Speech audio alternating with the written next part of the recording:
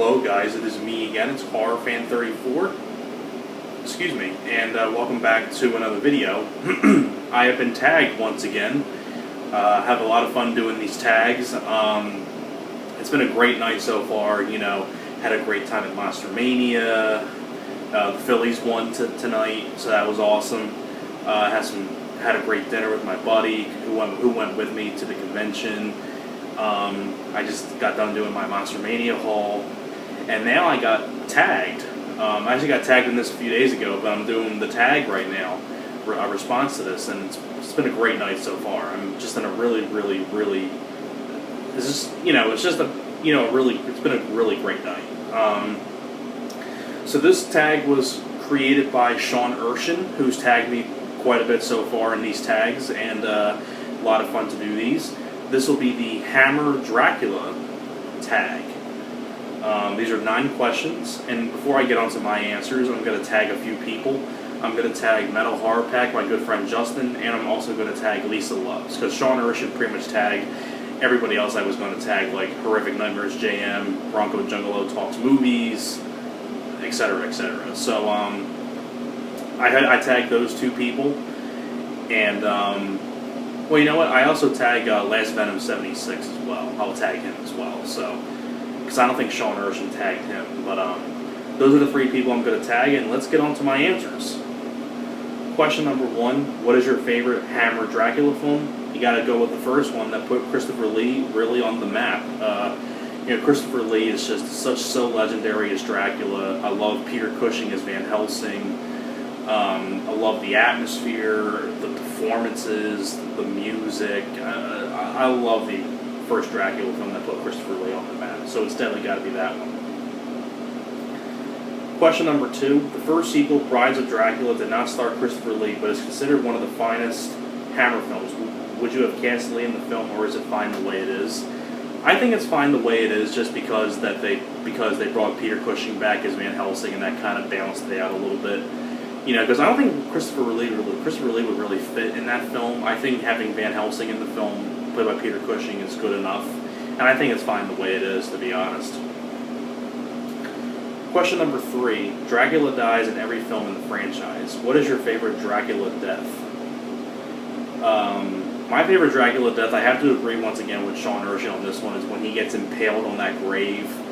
You know, when he falls off the cliff and he gets impaled on the grave. I mean, it's just that's like one of my like personal favorite deaths in horror films. I mean, I love that. It almost kind of reminded me of like the remake of Black Christmas, how at the end where Billy Lenz gets impaled on the Christmas tree. It kind of reminded me of like it was kind of like an homage to one of the Dracula films when Dracula gets impaled on the grave. I kind of thought that was kind of I always like compare those two. I'm like, you know, the Billy's death in the remake of Black Christmas kind of reminded me of Dracula's death when he gets impaled on the grave. Question number 4. In Dracula Prince of Darkness, Christopher Lee has no dialogue. Do you think the film would have been better if he had lines, or is it fine the way it is? I think it would have been better if he did have lines, because even though Christopher Lee gives a really great menacing performance, like the way he, like his facial looks and his expressions, I think it would have been cool if he did have lines in the film, just because Christopher Lee has such a great voice for Dracula. I mean, his voice was so perfect for Dracula, and I do miss Christopher Lee a lot. I mean, Christopher Lee is such a legend. He's no longer with us anymore. He died a few years ago, and Christopher Lee is just so legendary. Question number 5. What is your favorite Van Helsing moment in the franchise? My favorite one, once again, I have to agree with Sean Erschen on this, because it seems like always me and Sean Erschen always have like the same opinions, and I think that's pretty cool. It's when Van Helsing exposes him to the sunlight, he grabs the 2 candlesticks and he makes the cross out of them, and Dracula turns to ash. It's just so, I love it. Love that. Question number 6. Who is your favorite actor or actress aside from Christopher Lee and Peter Cushing in the franchise? For me personally, I like Michael Gough in one of the Dracula films, you know, because I'm such a big fan of Michael Gough. You know, he was Alfred in the Batman anthology from Michael Keaton, Val Kilmer, and George Clooney. I mean, I grew up with him, watching him as Alfred in the Batman films. And Michael Gough, I think, played a really good role in the Dracula franchise. So I definitely have to go with Michael Gough. I could have went with other people as well, but being such a big Michael Gough fan, really enjoy him in the Dracula franchise. Question number 7: what is your favorite Dracula kill in the franchise? My favorite kill, it's probably when he it was in. I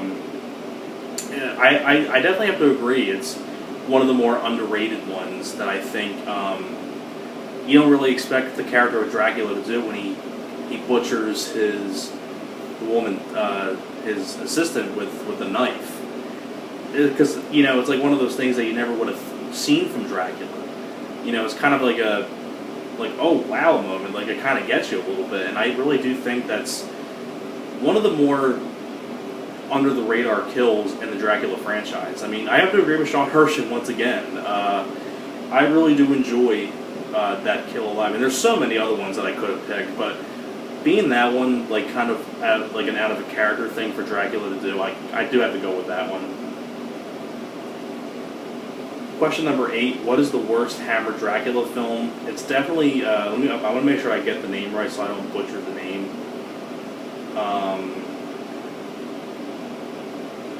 Hang on one second. I just want to make sure I'm not getting this wrong. Yeah, I definitely have to go with The Legend of the Seven Golden Vampires, just because it's so ridiculous.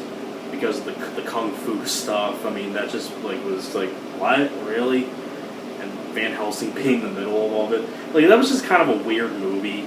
I don't hate the film, but like having that kung fu stuff in there just kind of seemed out of place. It's kind of weird. It was like almost like it was like 3 ninjas in a Dracula film. I mean, it was just really weird.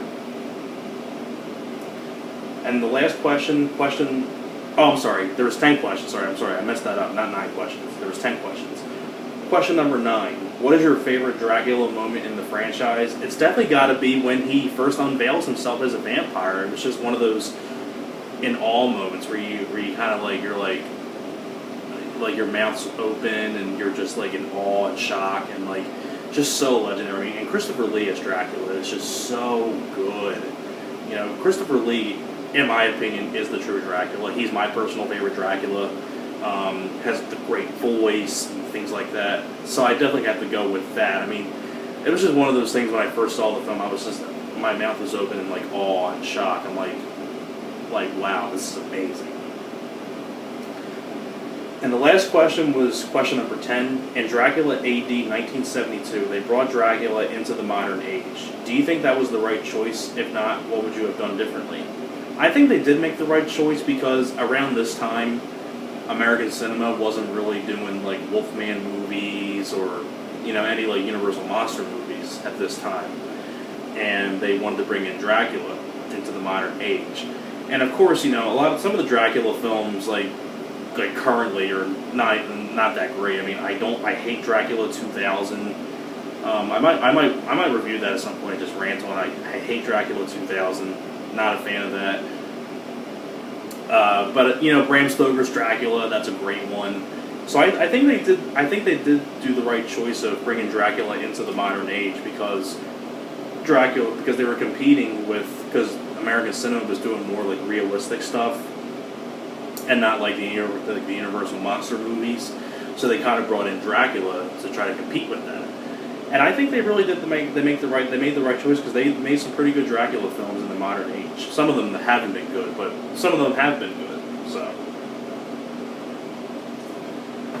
So there you have it. Those are my answers to these questions. So I hope you guys enjoyed, and thanks a lot for watching, and I will see you guys next time. Alright guys, take care.